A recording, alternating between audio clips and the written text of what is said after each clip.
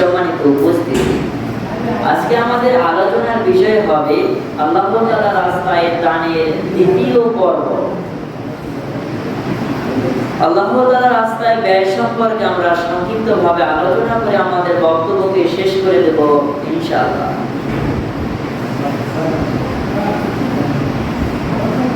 আল্লাহ তাআলা আমাদেরকে তার রাস্তায় দান করার ব্যাপারে তার পবিত্র কোরআন মাজিদে সূরা বাকারা 254 নম্বর আয়াতে বলেন, ইয়া আইয়ুহাল্লাযীনা আমানু আনফিকু মিম্মা রাযাকনাকুম মিন ক্বাবলি আন ইয়াতিয়া ইয়াউমুন, হে ঈমানদারগণেরা, আমি তোমাদেরকে যা রিজিক দিয়েছি সেখান থেকে তোমরা ব্যয় করো, সেখান থেকে তোমরা খরচ করো, দান করো, সেই দিন আসার পূর্বেই, তোমাদের নিকট সেই দিন আসার পূর্বেই তোমরা দান করো। অত্র আয়াতের অর্থ থেকে আমরা এটাই বুঝতে পারলাম আল্লাহ তাআলা আমাদেরকে বোঝাতে চাচ্ছেন যে তোমাদের নিকট সেই দিন আসার পূর্বেই তোমরা আল্লাহ তাআলার রাস্তায় দান করে দাও, তোমাদের সম্পদ থেকে ব্যয় করো। সেই দিন বলতে তিনি এখানে আমাদেরকে বলতে চাচ্ছেন তোমাদের নিকট মৃত্যু আসার পূর্বেই তোমরা আমার রাস্তায় খরচ করো। সম্মানিত উপস্থিতি, অপর একটি সূরার আয়াতে দেখুন আল্লাহ তাআলা মৃত্যুর কথা সরাসরি ভাবে উল্লেখ করেছেন। আল্লাহ তাআলা সূরা মুনাফিকুনের 9 থেকে 11 নম্বর আয়াত পর্যন্ত তিনি বলেন, ওয়ানফিকু মিম্মা রাযাকনাকুম মিন ক্বাবলি আন ইয়াতিয়া আহাদাকুমুল মাউত, তোমাদের কারো নিকট মৃত্যু আসার পূর্বেই তোমরা আল্লাহ তাআলার রাস্তায় খরচ করো, তোমাদেরকে যা রিজিক দিয়েছি। যখন মানুষের নিকট মৃত্যু এসে যায় তখন মানুষে বলে, ফায়াকুলু রাব্বি লাউলা আখবারতানি ইলা আযালিন করিব, আল্লাহ তাআলা আমাকে যদি কিছু সময় অবকাশ দিত, কিছু সময় সার দিত, তাহলে আমি আল্লাহ তাআলার রাস্তায় দান করতাম, ভালো লোকদের অন্তর্ভুক্ত হয়ে যেতাম। ওয়ালা ইউআখিরুল্লাহু নাফসান ইযা জাআ আজালুহা, আর আল্লাহ তাআলা ওই ব্যক্তিকে কখনোই ছাড় দিবেন না, অবকাশ দিবেন না যখন তার নিকট তার নির্দিষ্ট সময় এসে যাবে। আল্লাহু কবীরুম বিমা তা'মালুন, তোমরা এই দুনিয়াতে যাই করো না কেন আল্লাহ তাআলা তোমাদের ব্যাপারে অবগত, তিনি সবই জানেন। অত্র আয়াতের অর্থ থেকে তিনি আমাদেরকে এটাই বোঝাতে চাচ্ছেন যে তোমাদের কারো নিকট মৃত্যু আসার পূর্বেই তোমরা তোমাদের সুস্থতাকে মূল্যায়ন করো, তোমাদের নিকট মরণ আসার পূর্বে আমার রাস্তায় ব্যয় করো, কারণ যখন মরণ আসবে জেনে রাখো আমি কিন্তু তোমাদের কাউকে ছাড় দিব না, নির্দিষ্ট টাইমেই তোমাদের মরণ হবে। অতএব আমাদেরকে আমাদের এই সুস্থতাকে মূল্যায়ন করতে হবে। আমাদের মরণ কখন কোথায় কিভাবে আসবে আমরা জানি না।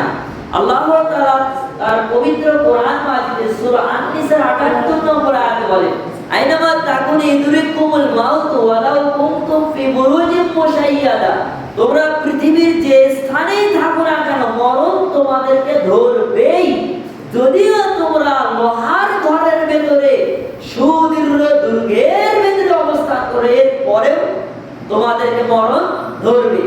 অত্র আয়াত থেকে আল্লাহ তাআলা আমাদেরকে বোঝাতে চাচ্ছেন মানুষের মরণ হবেই, নিশ্চিত মরণ হবে, মরণ থেকে রেহাই পাওয়ার কোনো সুযোগ নেই। অতএব আপনাকে মরণ ধরার পূর্বেই আল্লাহ তাআলার রাস্তায় ব্যয় করেন। আপনি যদি আল্লাহ তাআলার রাস্তায় দান করেন, এই দান করার কারণে কি আপনার সম্পদ কমে যাবে? জি না। আবু হুরায়রা রাদিয়াল্লাহু তাআলা আনহু বর্ণিত, তিনি বলেন রাসূল সাল্লাল্লাহু আলাইহি ওয়াসাল্লাম বলেছেন, মা নাকাসাত সাদাকাতুন মিন মালিন, মানুষের সম্পদ থেকে দান কোনোদিন কমে না। দান করলে মানুষের সম্পদ থেকে কোনোদিন সম্পদ কমে না, বরং বৃদ্ধি হয়। বুখারীর হাদিস। অত্র হাদিস থেকে নবী সাল্লাল্লাহু আলাইহি ওয়াসাল্লাম আমাদেরকে বোঝাতে চাচ্ছেন কেউ যদি কারো সম্পদ থেকে দান করে, এই দানটা কমে যাবে না, বরং বৃদ্ধি হবে। এজন্য আমাদেরকে দান করতে হলে বৃদ্ধি হবে আমাদের সম্পদটা, আর আমাদের সম্পদ অতিরিক্ত করতে হলে আমাদের প্রিয় বস্তু, ভালোবাসার বস্তুটা আল্লাহ তাআলার রাস্তায় ব্যয় করতে হবে। আল্লাহ তাআলা তার পবিত্র কোরআন মাজিদে সূরা আল ইমরানের 92 নম্বর আয়াতে বলেন, লান তানালুল বিররা হাত্তা তুনফিকু মিম্মা তুহিব্বুন। তোমরা ততক্ষণ পর্যন্ত আল্লাহ তাআলার ভালোবাসা, কল্যাণ হাসিল করতে পারবে না যতক্ষণ পর্যন্ত না তোমাদের প্রিয় বস্তু, ভালোবাসার বস্তুটা আল্লাহ তাআলার রাস্তায় ব্যয় না করেছো। অতএব আপনার ভালোবাসার বস্তুটা আল্লাহ তাআলার রাস্তায় ব্যয় করতে হবে। যদি আপনি আল্লাহ তাআলার ভালোবাসা, কল্যাণ হাসিল করতে চান, এই জন্য আপনার প্রিয় বস্তু আল্লাহ তাআলার রাস্তায় ব্যয় করতে হবে। ব্যয় করলে আপনার সম্পদ কমবে না। আপনি যদি আপনার প্রিয় বস্তু আল্লাহ তাআলার রাস্তায় ব্যয় করেন, আল্লাহ তাআলা কি আপনাকে খালি হাতে ফিরিয়ে দেবেন কিনা? আবু হুরায়রা রাদিয়াল্লাহু তাআলা আনহু বর্ণিত, তিনি বলেন, নবী সাল্লাল্লাহু আলাইহি ওয়াসাল্লাম বলেছেন, আল্লাহ তাআলা স্বয়ং মহান আল্লাহ তাআলা বলেন হাদিসে কুদসি, আনফিক ইয়া ইবনে আদম, আদম সন্তান তুমি আমার রাস্তায় ব্যয় করো, উনফিকু আলাইকা, আমিও তোমাকে দান করব। আপনি যদি আপনার প্রিয় বস্তু আল্লাহ তাআলার রাস্তায় ব্যয় করেন, স্বয়ং আল্লাহ নিজে বলছে, এই জন্য আমিও তোমাকে দান করব। সম্মানিত উপস্থিতি, আল্লাহ তাআলা আপনাকে দান করবে। কি দান একটু পরে দেখুন, কি রকম আল্লাহ তাআলা আপনাকে দান করতে পারেন। আল্লাহ তাআলার দানের সিস্টেমটা একটু পরে দেখুন। সম্মানিত উপস্থিতি, আপনাকে দান করতে হবে। যদি দান না করেন, যদি জমা করেন, তাহলে আপনি নিজেই নিজের হাতকে ধ্বংস করলেন। আল্লাহ তাআলা তার পবিত্র কোরআন মাজিদে সূরা বাকারা 195 নম্বর আয়াতে বলেন যে, ওয়ানফিকু ফি সাবিলিল্লাহি ওয়া লা তুলকু বিআইদিকুম ইলা তাহলুকাতি, তোমরা আল্লাহ তাআলার রাস্তায় ব্যয় করো, তোমাদের হাতকে ধ্বংসের দিকে নিক্ষেপ করো না।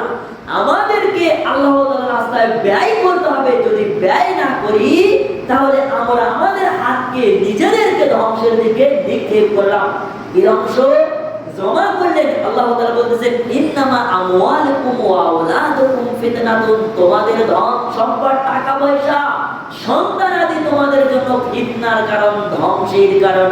জমা করলেন তো ধ্বংসের দিকে নিজেকে নিক্ষেপ করলেন।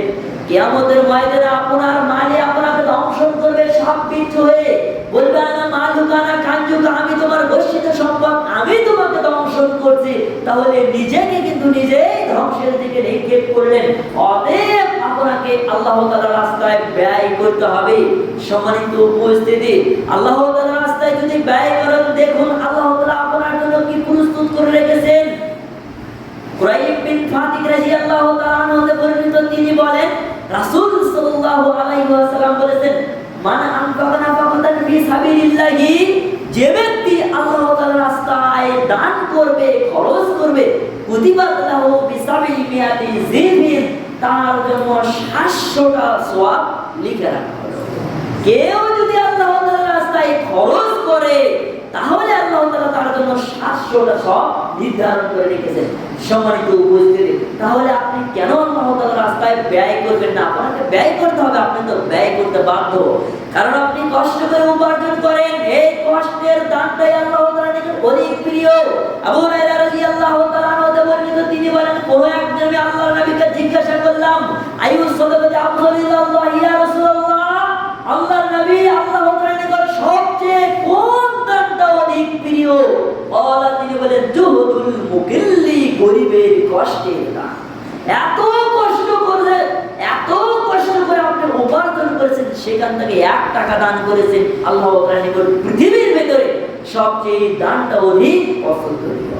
তাহলে আপনি কেন দান করবেন না? বছরে কোটি কোটি টাকা দান করার চেয়ে, প্রতি বছরে একবার কোটি টাকা দান করার চেয়ে প্রতিদিন যদি 1 টাকা দান করে, তার চেয়ে অধিক সওয়াব পাবেন। কারণ আল্লাহ তাআলা নিয়মিত ইবাদতকে বেশি পছন্দ করেন। আপনি যদি দান করেন, আল্লাহ তাআলার রাস্তায় ব্যয় করেন আপনার সম্পদ থেকে, আল্লাহ তাআলা আপনার সম্পদকে বৃদ্ধি করে দিবেন। গতবার আমরা আলোচনা করেছি, কেউ যদি গোপন ভাবে দান করে আল্লাহ তাআলা তার প্রতি আল্লাহ তাআলার যে তার প্রতি রাগ রয়েছে রাগকে দূরে সরিয়ে দেয় এই গোপন দানটা। তিনি বলেন নবী সাল্লাল্লাহু আলাইহি ওয়াসাল্লাম থেকে বর্ণিত, তিনি বলেন সাদাকাতুস সিহরি তুতফিউ গাযাবার রাব্বি, গোপন দান মানুষের প্রতিপালকের রাগকে দূর করে দেয়, দূরে সরিয়ে দেয়। আপনি দুনিয়াতে চলাচল করতে অনেক ভুল করেছেন, অনেক পাপ করেছেন, কিন্তু গোপনে যদি আল্লাহ তাআলার রাস্তায় ব্যয় করেন আপনার সম্পদ, আপনার খাদ্য হতে আল্লাহ তাআলা এই গোপনে দান করার বিনিময়ে আপনার উপরে যে রাগ রয়েছে রাগকে দূরে সরিয়ে দেন, তাহলে হিসাব করুন দান কিরূপ পাওয়ারফুল ইবাদত। সম্মানিত উপস্থিতি, এই দান এমন একটি দান, আপনি যদি একটা শস্য দান করেন আল্লাহ তাআলা আপনার জন্য 700টা শস্য প্রস্তুত করে রেখেছেন। আল্লাহ তাআলা তার পবিত্র কোরআন মাজিদে সূরা বাকারা 261 নম্বর আয়াতে বলেন, মাসালুল লাযীনা ইনফিকুনা আমওয়ালাহুম ফি সাবিলিল্লাহি কামাসালি হাববাতিন আনবাতাত সাবআ সানাবিল ফি কুল্লি সুনবুলাতিন মিয়াতু হাববাতিন। আল্লাহ তাআলা বলতেছেন, যারা মাসালুল লাযীনা ইনফিকুনা আমওয়ালাহুম ফি সাবিলিল্লাহি, যারা আল্লাহ তাআলার রাস্তায় তাদের সম্পদ ব্যয় করে, আল্লাহ তাআলা বলতেছেন কামাসালি হাববাতিন, ওই শস্যের ন্যায় আনবাতাত সাবআ সানাবিল। আল্লাহ তাআলা বলতেছেন যে কেউ যদি আল্লাহ তাআলার রাস্তায় ব্যয় করে তার দৃষ্টান্ত হচ্ছে, তার উদাহরণ হচ্ছে, আল্লাহ তাআলা কিন্তু বলতেছেন যে ওই ব্যক্তির উদাহরণ হচ্ছে ওই শস্য গাছের মতো, যেই শস্য গাছে 60টা শীষ রয়েছে, প্রতিটা শীষে 100টা করে দানা রয়েছে।